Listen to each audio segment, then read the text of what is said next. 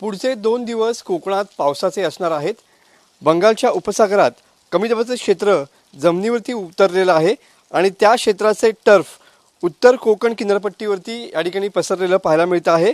त्यामुळे रत्नागिरी जिल्ह्यासाठी आज देखील पावसाचा ऑरेंज अलर्ट देण्यात आलेला आहे।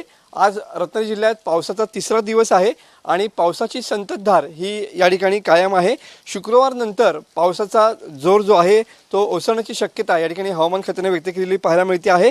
तळ कोकणापासून ते अगदी रायगडपर्यंत या ठिकाणी पावसाचा जोर गेल्या 2 दिवसांपासून पाहायला मिळतो आहे। सर्व रत्नागिरी जिल्ह्यामध्ये सर्व तालुक्यामध्ये या ठिकाणी पावसाची संततधार या ठिकाणी पाहायला मिळते आहे।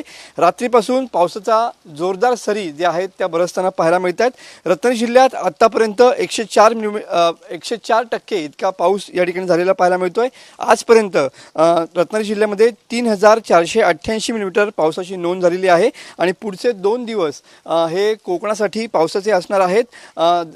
बंगालच्या उपसागरात कमी दाबाचं क्षेत्र निर्माण झालेलं आहे आणि त्याचमुळे सध्या हा पाऊस पडेल असा अंदाज या ठिकाणी वर्तवण्यात आलेला होता आणि तो अंदाज या ठिकाणी खरा होताना पाहायला मिळतोय। तुम्ही बघू शकता की पूर्ण काळे ढगांची दाटीवाटी आहे आणि रात्रीपासूनच धुवाधार पाऊस जो आहे तो रत्नागिरी जिल्ह्यामध्ये या ठिकाणी बरसताना पाहायला मिळतोय। कॅमेरामन समित गजनेसह मी मनोज लेले, TV9 मराठी, रत्नागिरी।